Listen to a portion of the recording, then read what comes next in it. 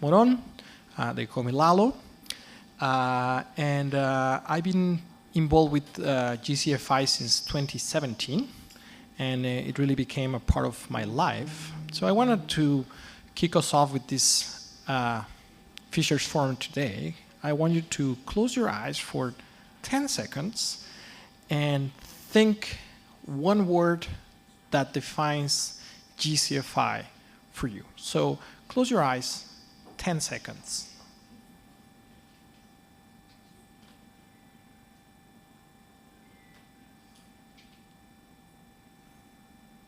Okay, thank you. And who wants to share that word? Let's hear. Okay. Well, it's two words, really. Okay. All inclusive. That counts like one word. Okay. Thank you. One more word. Community. Family. And one more. Motivation.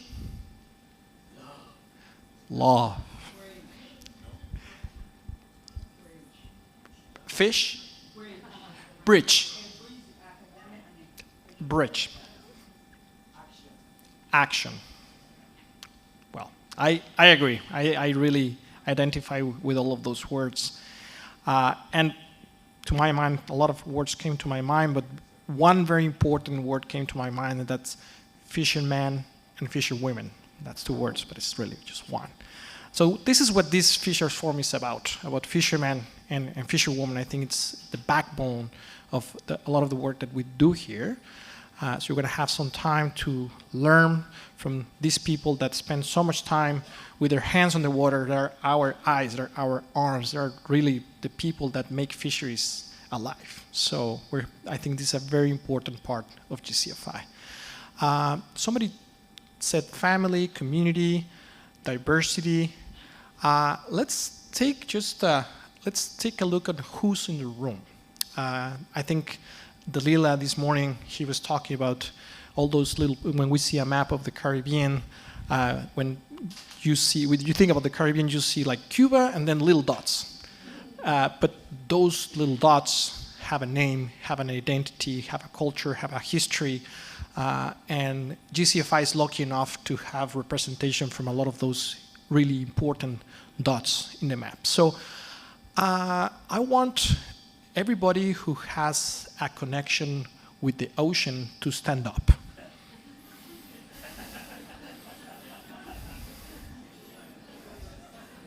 Okay. Thank you. Okay. I'm in the right room. Okay. Perfect.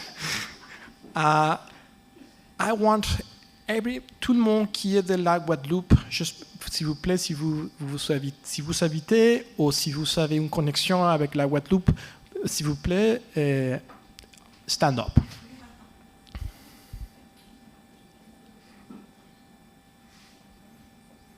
Merci. Now, anyone from Trinidad and Tobago who is here, can you please stand up? Okay. Anyone from Barbados? Ah. Woo. Anyone from Australia?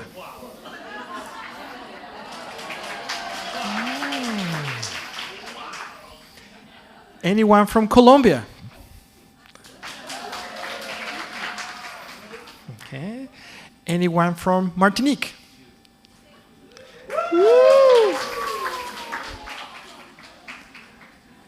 Anyone from Mexico? Whoa. Anyone from the United States? Whoa.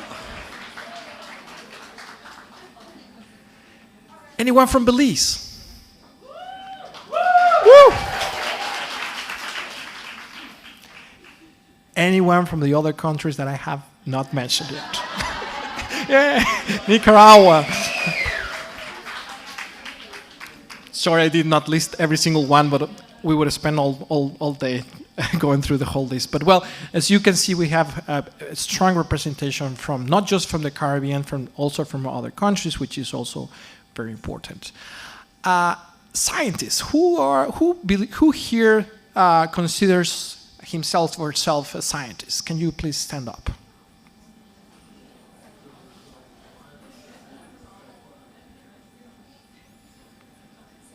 Okay. Thank you. Who considers itself a marine protected areas manager? Wow, great. Thank you. Who considers here a fisherman or a fisherwoman? Woo! Woo!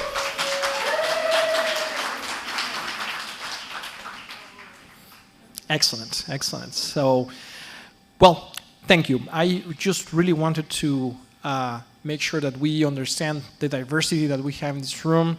GCFI, the presentations are great. You're here to learn a lot of things. But the most important thing, GCFI is out there. I really encourage you to just go and sit with someone you don't know. Go and talk to those people. Go on a field trip.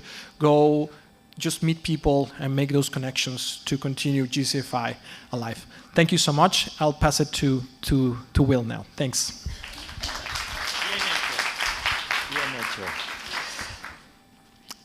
Thanks so much. Muchas gracias. Merci.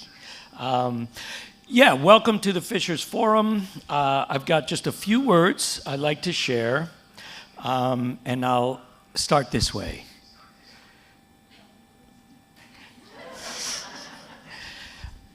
Fishers have the most to gain and the most to lose if marine resources echo. If marine resources are managed well or managed poorly, okay? And they depend on them. Their livelihood depends on them. Their families depend on them. Their futures depend on them.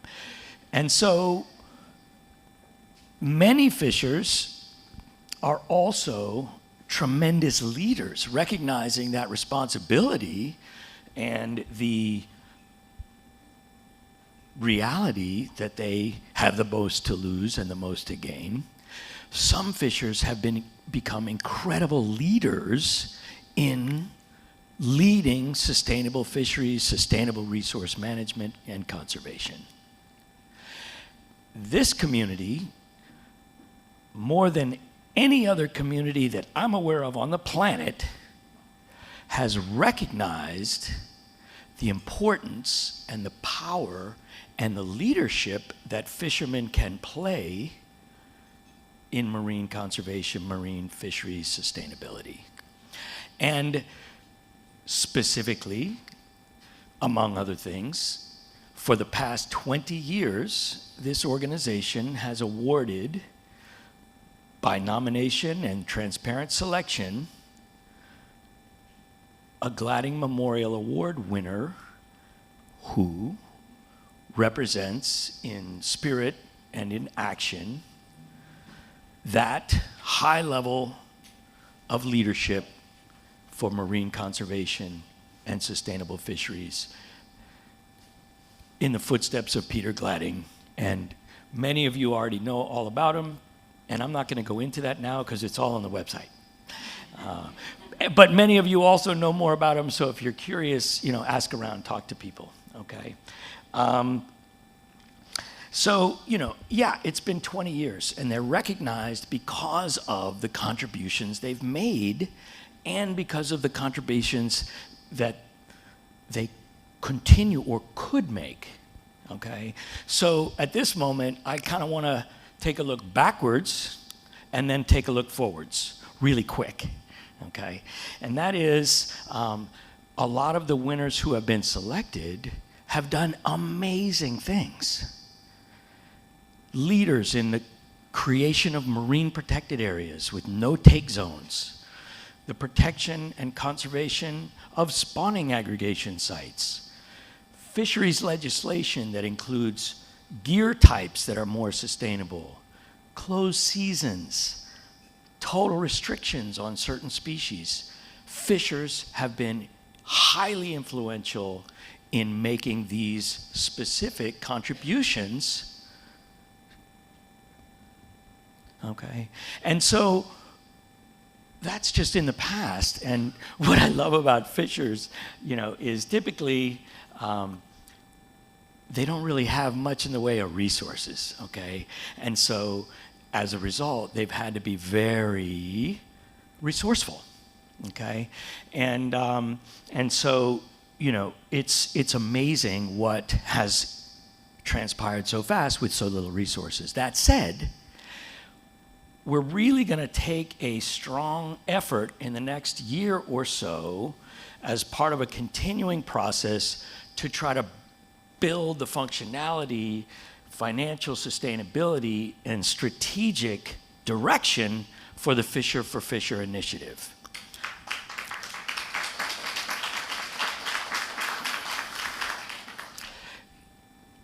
I'm going to give you details some other time, but the fact is, Florida Sea Grant, Texas Sea Grant, many of the past GMA winners, and Shell in the form of Ruth Perry, and others have all committed to this process both in person and financially.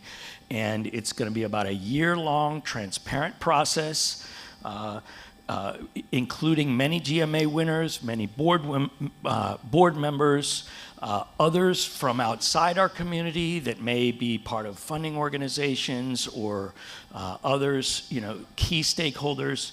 We're going to go through this process. We're going to wind up with a series of action steps with a 5-year action plan and a budget.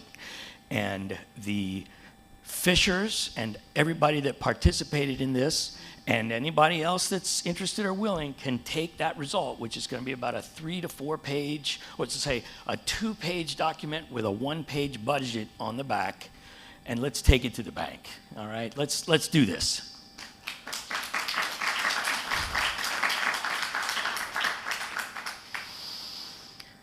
So I've only got another 45 minutes, so bear with me. So is Martin Russell in the room? Okay. So if you would be so kind as to join me up here.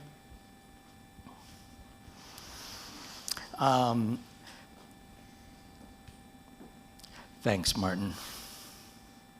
So as I said, we've had 24 winners from around the Caribbean. We've had females, we've had Spanish speakers, we've had English speakers, incredible diversity of winners. What we haven't had so far is a French speaker, and we haven't had a winner from Haiti. But now we do. Richard.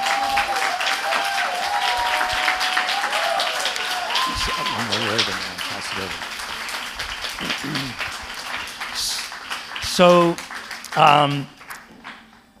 this is Richard Boyer. For those of you who don't know him yet, you're in for a treat.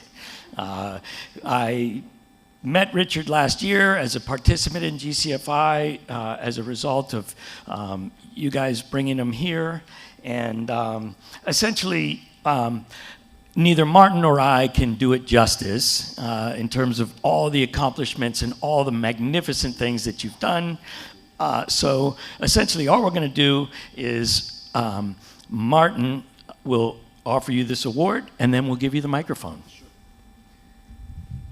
Thanks, Will. As Will was saying there, that the Gladding Memorial Award is an important award, and it has a lot of significance in the region, and it's by no means an easy task to get this through and awarding, but it's a great opportunity to move forward. And the board of directors, actually all of GCFI, all of you, I would like to say well done, and we are very proud to present you with the Peter Gladding Memorial Award. It's an honour and it's an achievement. And I will say also, congratulations, and you become an ambassador, in effect, for GCFI to go and spread the word of the importance of looking after the environment that we all love and rely on as well and need to maintain for the future. So well done on your achievements, and congratulations on the next year or time ahead, actually the rest of your life, to go spread the word, as I said, as in effect a GCFI ambassador as the Glading Memorial Award winner for 2024.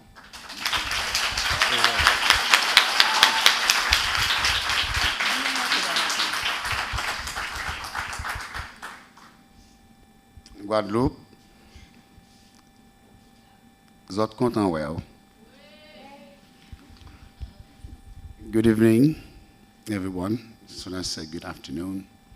Well, I'm a little nervous. I'm not used to this really. And I'm a fisher from Haiti, and I do a lot with the fishers. And there's a lot to be done.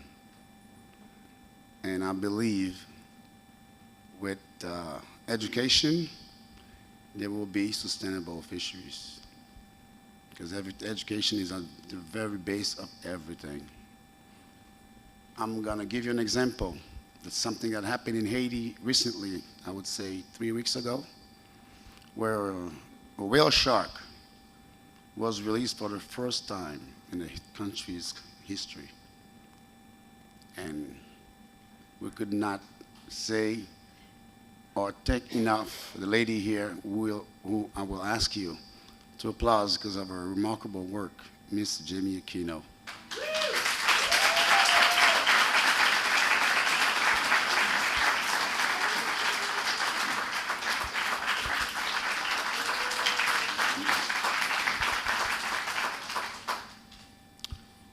Also, it is a great honor for me to receive this award by thanking the committee of the GCFI today. Fadila, she's very dynamic. Please give her a round of applause.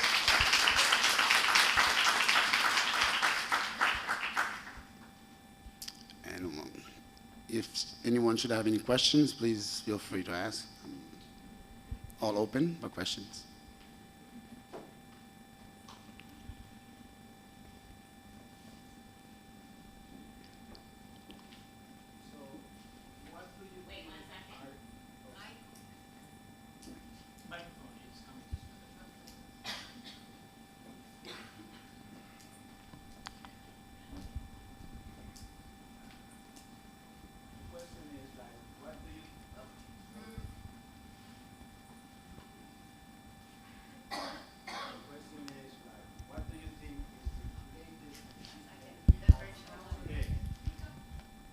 Can't beat this one.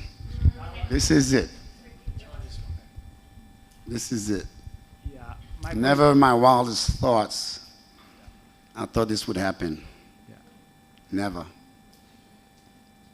And I believe with perseverance, everything is possible. Like that author, I believe Patrick Nolan, he says, alone we go fast, but together, finish it for me, Charlene. Alone we go fast, and together we go far. Thank you.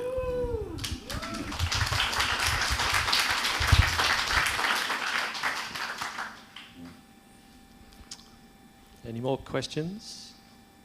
Ça peut être en français aussi, ça m'est égal. Pour les francophones. Congratulations, Richard. Thank you. Can you tell us a little bit about your story? How did you get started in fishing?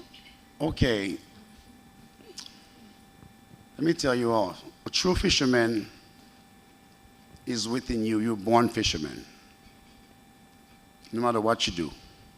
If it's in your heart, it will stay for the rest of your life. When I was little, I remember taking apart one of my grandpa's outboard motor.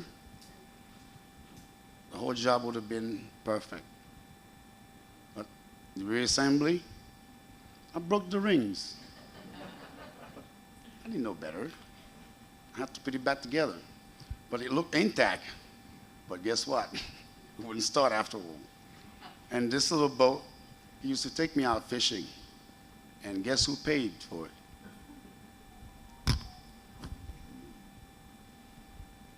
And then as years go by, my father actually had a house at the beach.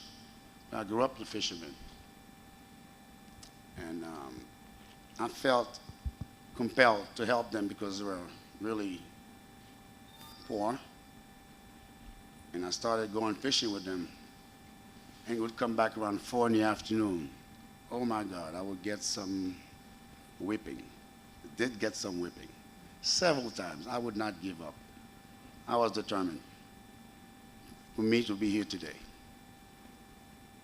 And I started learning mechanics. I became a boat mechanic. And I do training program with the fishermen. I train them how to fix their own motors. They don't have to come to bother me. Because most of the time they don't have any money. It's better to teach them the trade so they can fly on their own.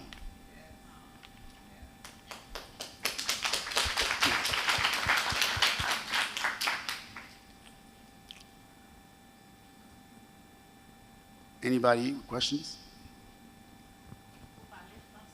Bien sûr, je parle français. Je vais poser la question en français. Je sais, on connaît le contexte d'Haïti. No interpretation in French. Okay, so I just wanted to ask him for Haiti and for all these fishes over there, what does this award represent for them when he will go back to Haiti?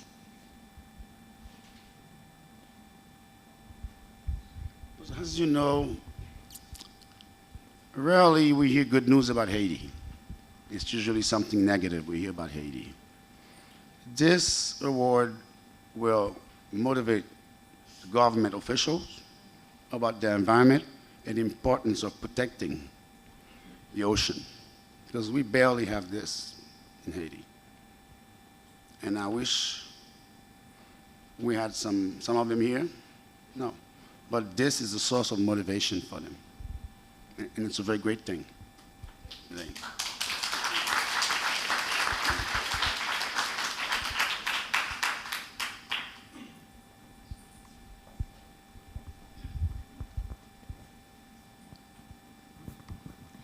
Thank you and congratulations. I'm Haitian too. Oops, sorry. My father is Haitian, so I'm really proud. Thank you for that. Thank you. And I have a question for you. What is the best way to motivate fishermen in our local communities to do for environment? To do for them, actually. Fishermen in my area usually, they are motivated when you give them fishing material for free. Every fisher loves free stuff because they go on the water to get free stuff. But like I said, I had an experience of a fisherman releasing an oceanic white tip, because I had to give him some material, some fishing material. I said, I give you this, you catch this animal, bring it to me. And believe it or not, the fisherman came with an oceanic white tip, juvenile, to shore. I had to remove the hook myself. And that oceanic gave me a look. I was like, what? Not too long ago, on the shore, like 4 feet from the shore, I saw an oceanic, same spot. Stuff that I've never seen before. Don't ask me. I don't know. Maybe the scientists have the answers. Maybe. That being said, I'm a little nervous. I'm sorry. There's a lot of emotion. Dalila, you did a great job this morning. Please give a round of applause again, please. I was following your show.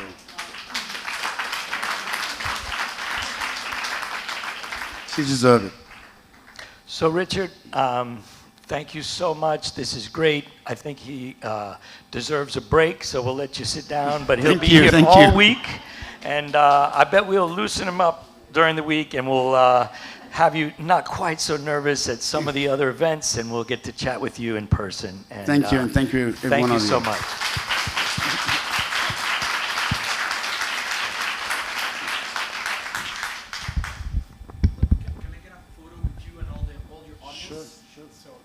Also, I'd like to ask if there are any past winners here, Gliding Award winner from previous years.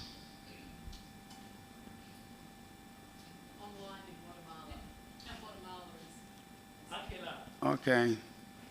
I wanted to tell them, welcome to the family. And we're going to be stuck together for life. Thank you.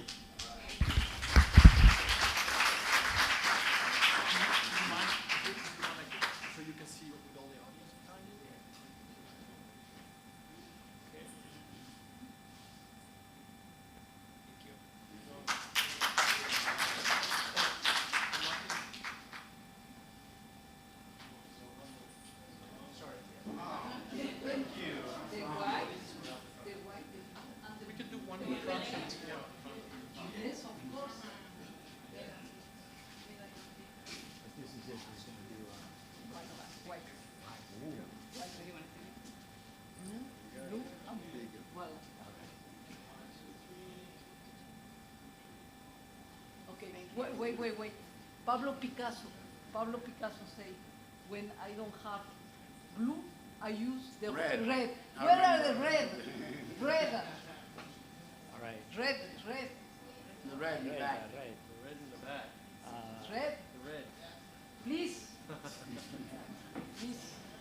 I think we're going to swap for the red. Oh, for the color? Blue, blanco y rojo. Ay. Aquí, azul, blue, white, please, my president. Over there? Yes, Oh, I see. Blue. Wow. please.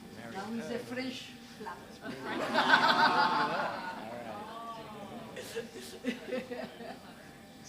All right.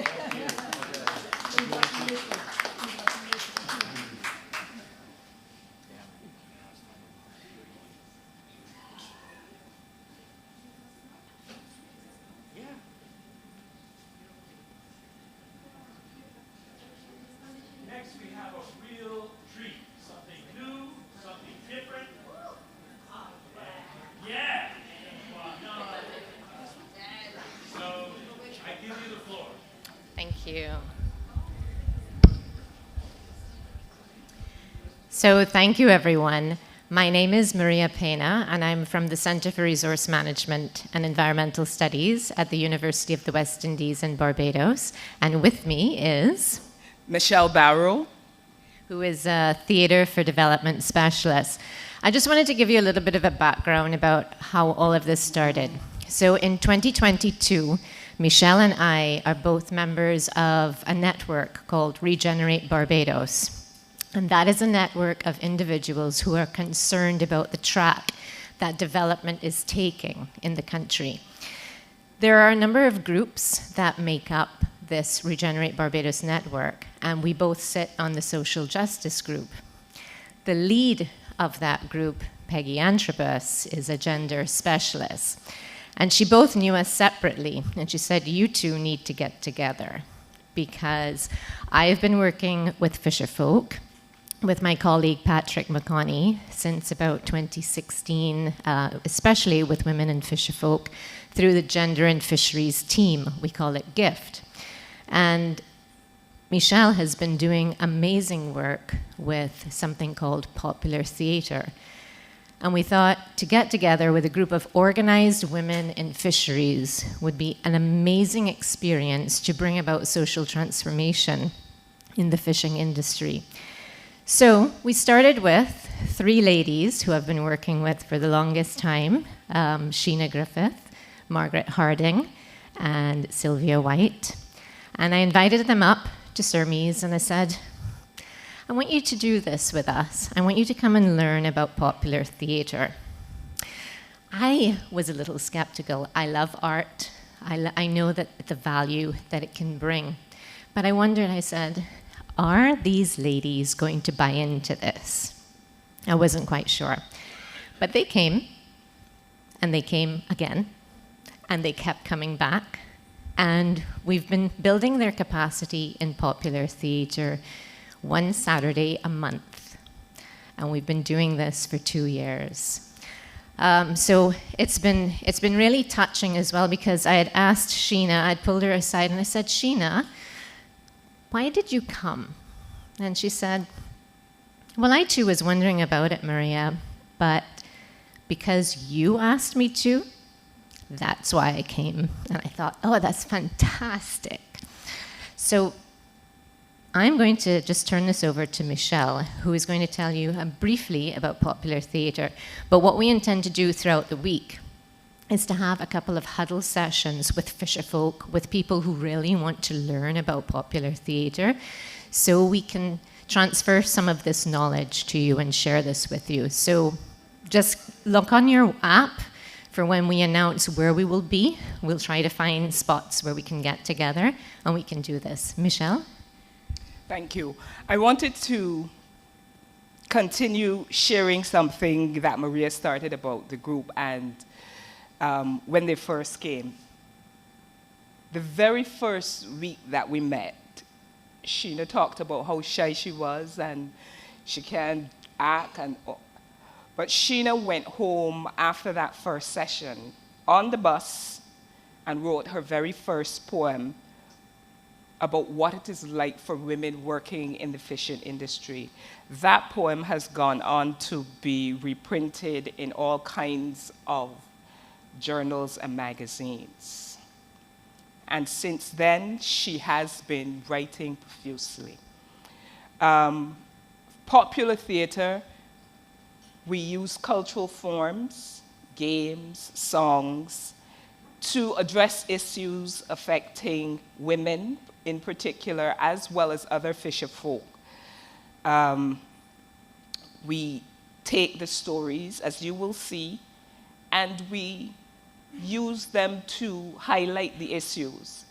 One of the things that has come out of working with this group is the advocacy that I am now showing.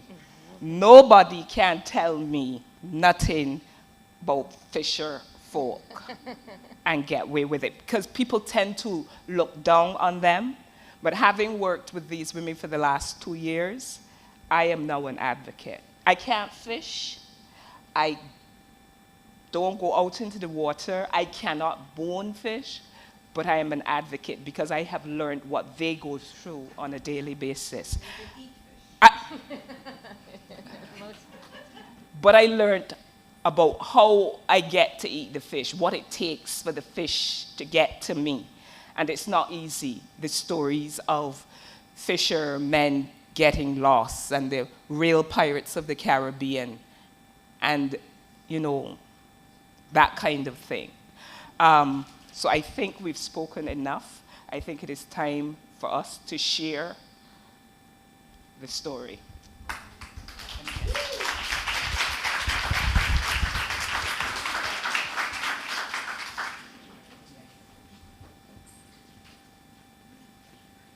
Just give us a second to get some things in place.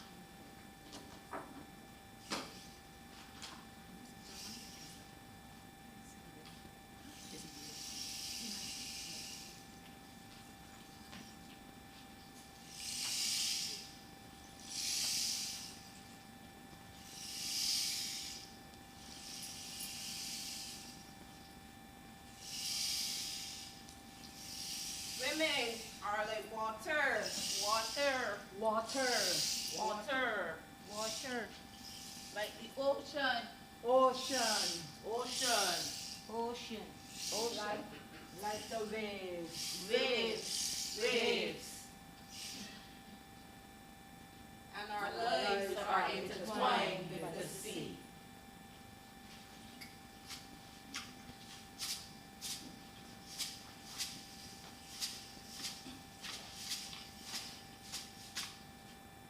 Oh sea, oh sea, oh sea, oh sea. You give me power, you give me pride, you strengthen me with every stride. Oh sea, oh sea, oh sea, oh sea. You give me house, you give me land, support these legs on which I stand. Oh sea, oh sea, oh sea, oh sea. It's a long time these women been in the fishing industry, feeding the nation, working with the men, building it up. First, second, and third generation fisher folk. And we have stories to tell. Prick, Crack, prick, crack, prick. crack. Come sis, let me go.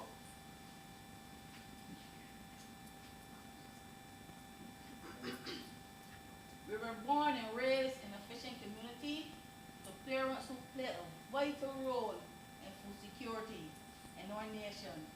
Our father was a boat builder, fisherman, and a boat owner, and it's from him I gained my love for the sea. I remember getting up early on mornings and going to the bay to see Daddy when he coming from like fishing. I was the youngest sibling, and that gave me the opportunity to be close to all the daily operations. I would mostly enjoy the early morning trips to the beach when Dad go to cast his nets to catch pilchards and frays, which he used for fishing and make fray cakes for the family. I had to learn fast about shaving down the coconut straw to secure the grape tree leaf that we would put the sieg in for sale. And my task was marking that agave tree, because that post Daddy would use to put his sieg net on when he dive in sieg in the season.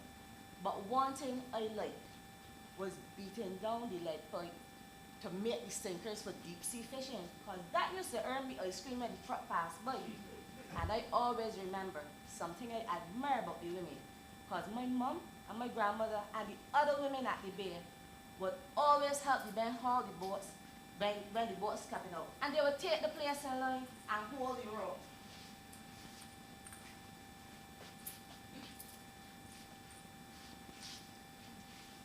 Heave, Ho, heave, ho, heave, ho, heave. ho.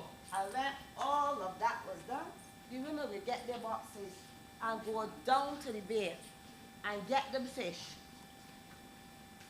And when them and get all the fish out, they will put the boxes for the head and up through the village. And you will hear them saying, Turpix, turpix, sieg, hot sieg, sieg, sieg, hot sieg, sieg, sieg, hot sieg.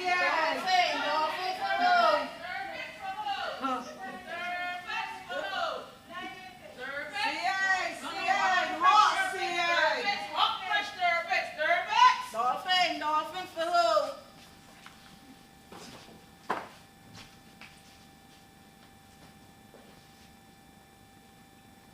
And in the summer vacation, I would take my trip to the beach and you would find me setting up crabs and lobsters, which my siblings would roast and cook them while I wait for my dad to return from his fishing trip.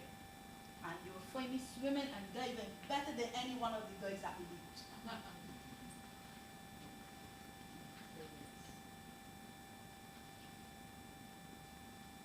I remember about when it comes to the boat building and repairs, I was the one to hold the timbers in place while Daddy marked and cut the wood to do the work.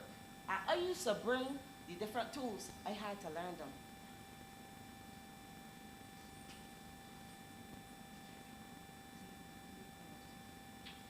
And after all the work is done, all the women and the children would get the rocks and play games like row nanny, nanny. Get on the rocks and come. Row nanny, row bank and go. Row nanny, row bank and go. Nanny, tell me what you're gonna do for supper. Tell me what you're gonna do for supper. Tell me what you're gonna do for supper. Roast yam and butter. You all tell your story. Let me get this chair.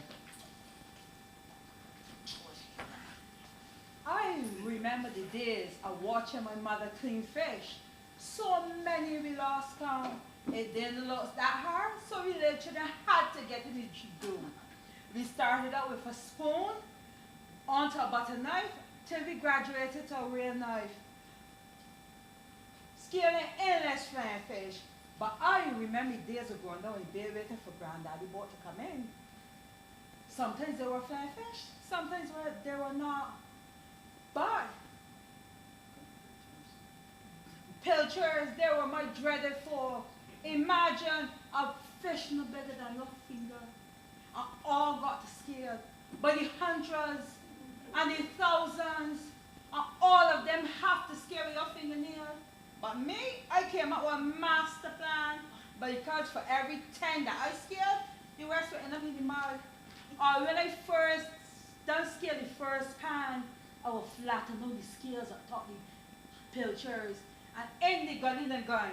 Or sometimes my faithful helper would show up and all I had to say was one word, puss, as soft as can be. But I can't let the adults hear me because it is lit in your tail if they know that you're throwing away the pilchers.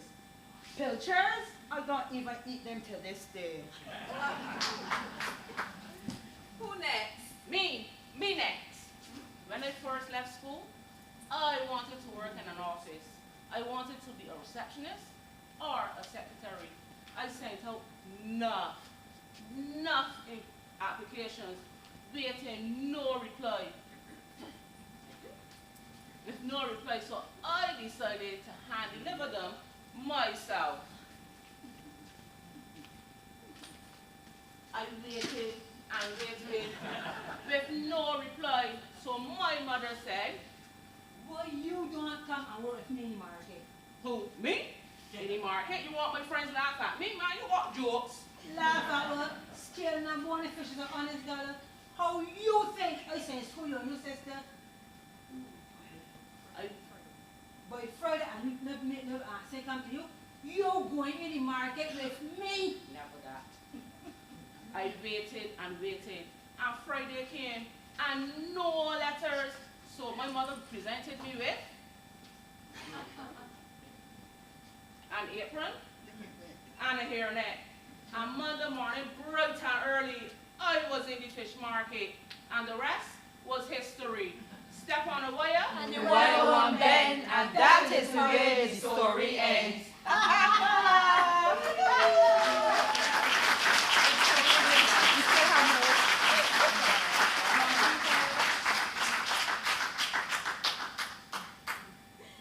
But long gone are those days. Long gone are those days. But long gone are those days. El Nino, El Nan. Long gone are those days. Things changing, and not for the better either. Climate change, global warming, El Nino, La Nina, all kinds of things mashing up Mother Earth. Because people getting greedy and careless and don't careish. The sargassum thriving, killing off the flatfish and that's the livelihood. The hotels, the building, eroding the shoreline so the turtles can nest. And every year, the hurricanes coming faster, stronger, earlier. Look a barrel.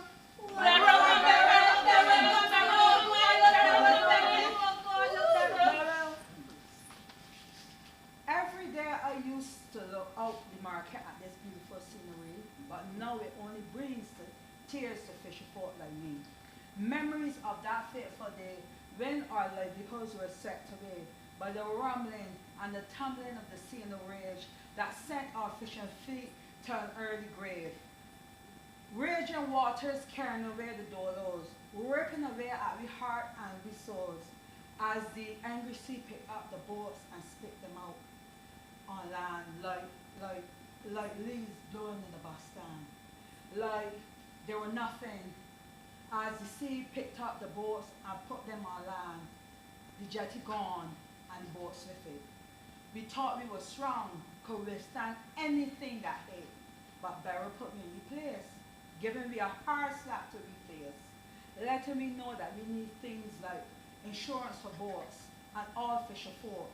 But the insurance must have something in it for we, not just fattening the pockets of some big insurance companies, leaving us out to sea, adrift, drowning, telling us it is the act of God, no help here.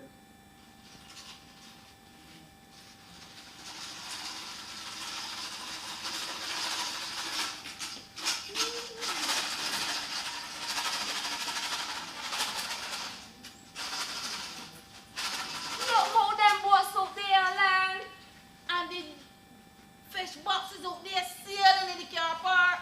Where the diesel tank gone? Boy, look how the waves felt about them $5 boy. Thank God we still here. We can rebel. It's true. Thank For real. God. Amen. We could rebuild, it's true. But what gonna happen when a bigger, badder barrel come? What we gonna do about this climate change thing? We need climate justice. So how we gonna get climate justice? When we gonna get climate justice? Oh, see. Oh, see. Cha boy. Thank you.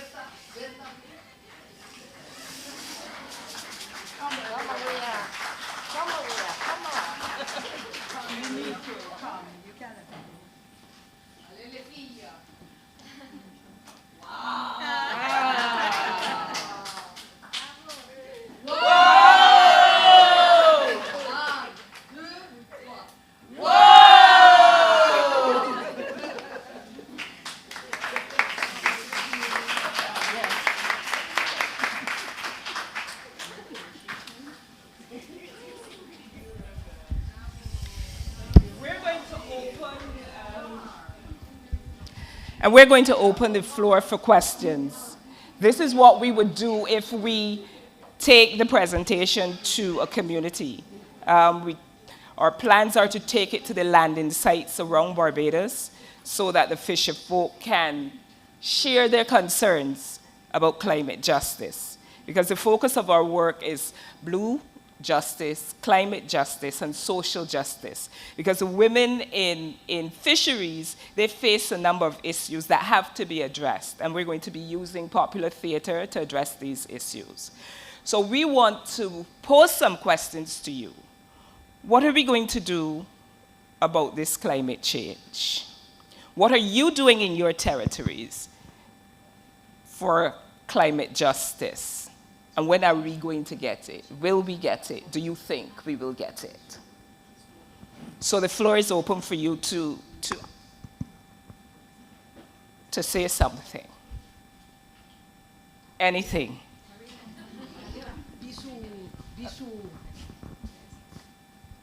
In my case, this is Bisu model. I explain this model. Wonderful presentation and songs, like it's amazing. How have the fishermen sort of reacted to your performances and like your delivery to the communities? Like, have they been supportive? Have they sort of taken any notice? Sort of how they been with you guys? We haven't gone to as many communities. When we went into the communities first, we spoke with them to get information, to put the work together, yes, in terms of the issues. But the stories you heard were the stories of the women and their lives, which are important to tell. Yes? All right, we'll let him. We did a couple of poems, like one of them is Who Feels It Knows It. And whilst I was in the market center, a couple of fishermen and male vendors and things will pass cars. Who feels it knows it, and just keep moving. So it's getting out there to other people, because that's one that we recorded and put out, and they're really receptive to it. Thank you. Any other questions? Yes. Well, I'm going to cry.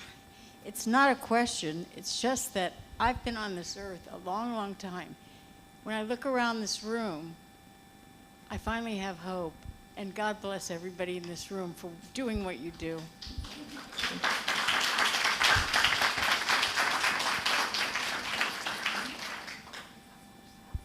Yes, there's a question over here. Or a comment.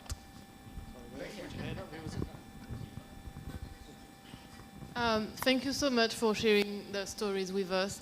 I was wondering, because I find that very powerful, so I'm thinking, is there a way that you like keeping hope? I'm very hopeless, often hopeless. Sometimes I'm not, but you know, like the world is what it is.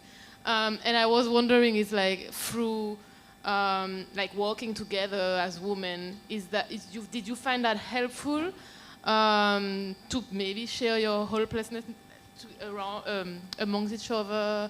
Like, how do you do to keep the work? Because I'm asking this question to myself every morning, so I'm just wondering what's yours. I think one of the things that has given me hope is working with this particular group of women. And I'll share Tanya. Tanya is the youngest member of the group.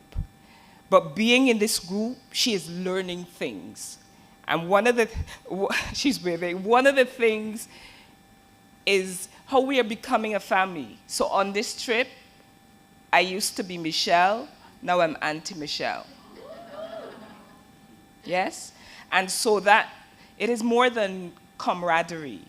It is building a family. It's about unity. It's about sharing experiences. Ingrid shares her experiences about her grandchildren. And now her grandchildren come to our meetings on Saturdays. And the boys work in groups. So when we're doing group work, the boys work in the groups with the other adults, with their other aunties. And they share their understanding about the importance of fishing, because their auntie is a fisher woman, and their grandmother and another auntie. So this is passing it down to them so that there is a future for fishing in our country. Anything, Maria? No?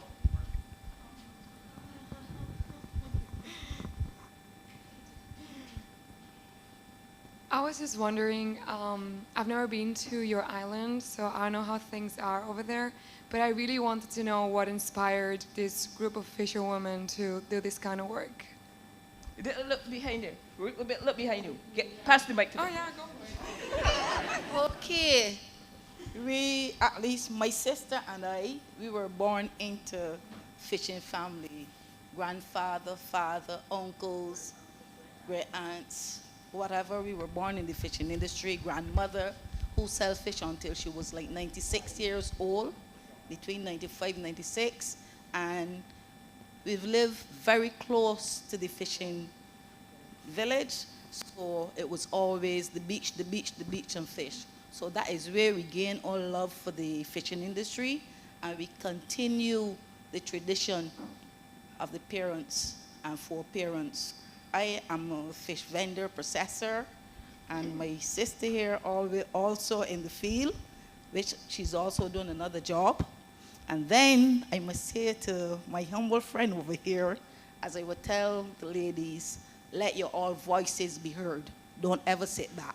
You must be on top at all times.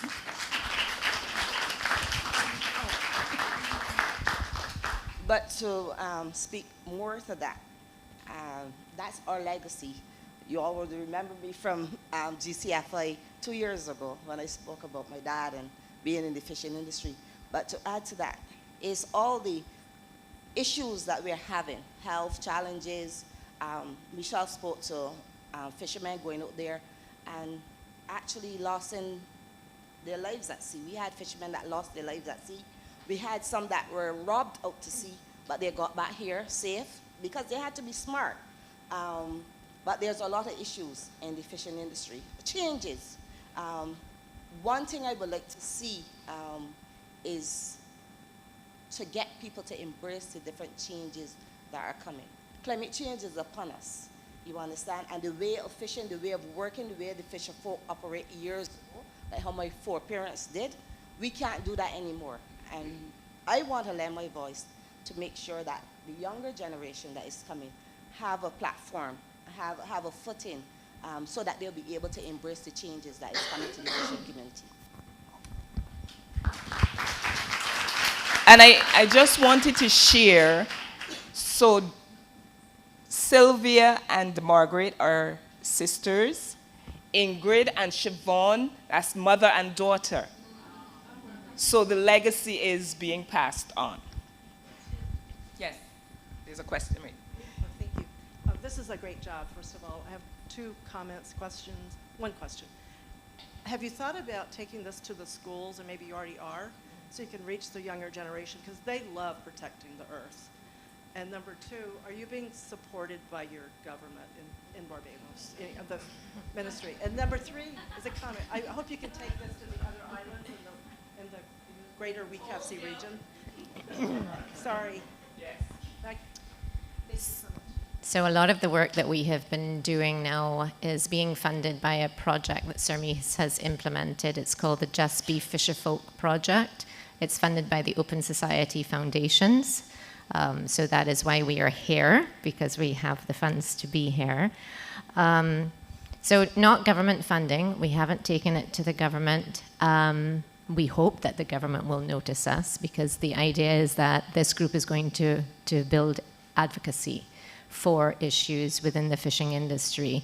And there is a lot, as Sylvia has said, there's a lot that's happening in the industry now in Barbados that needs to be adjusted. There are fixes that have to happen. Yes, we are thinking of taking this further abroad. The ladies participated in April, some of them in a Caribbean climate justice camp that was held in St. Martin. They led a session to rave reviews. So there is a lot of interest in what is being done with popular theatre.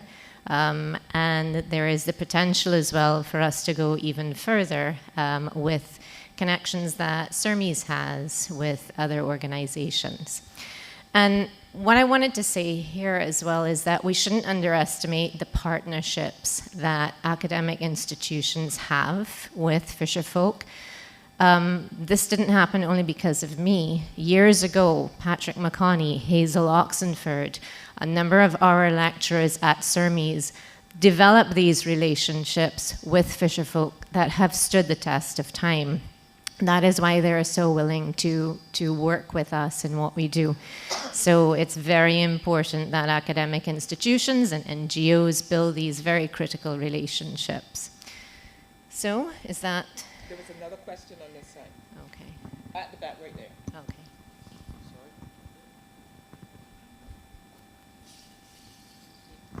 Hi, I'm Laurie.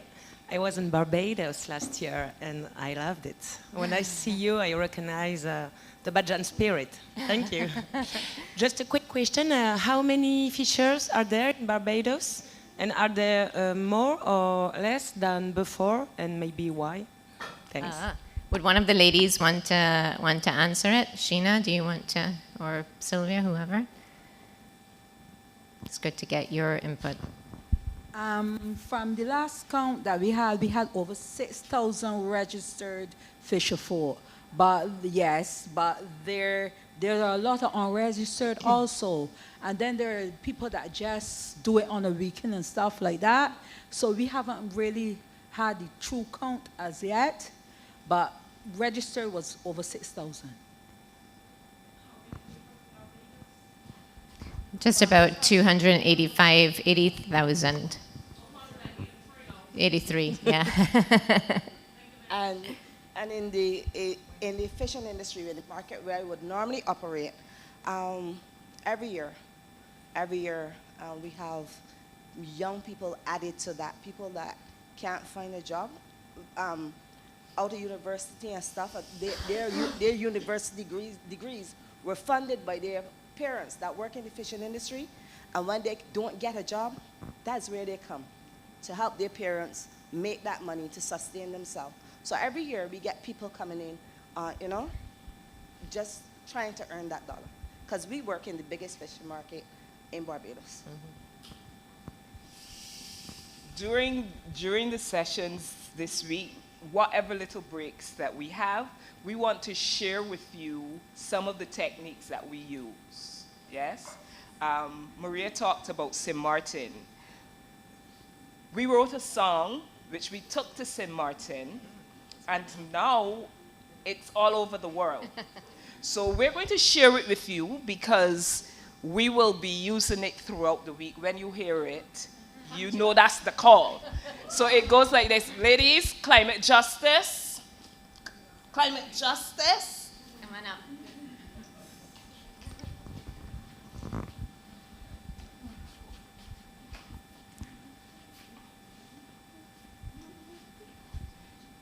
And it's very easy. You already know the tune, and it goes like this. 2, 3. Climate justice, you know what's that? Do you know what's that? Come and take a listen, come and ask a question, come let's chat, Climate justice, you know what's that? Do you know what's that? Come and take a listen, come and ask a question, come let's chat. So when you hear that song start out, you know there's something about to happen. Thank you so much for staying with us.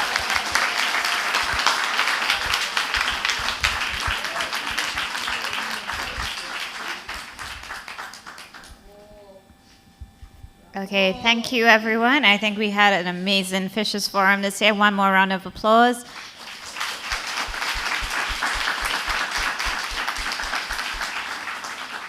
Amazingly, although we started late, we're an hour early. So we have some extra time, extra downtime for everyone. The next event on the agenda is the opening reception, and we will be having a performance from the Kingfish Trio. How many of y'all know who the Kingfish Trio is? If you don't know who the Kingfish Trio is, you are in for a treat. So, just as a note, all coffee breaks, receptions, socials will be in the same place, so on the Deck des Palms. So we'll see you there at 7. Thank you again, everyone.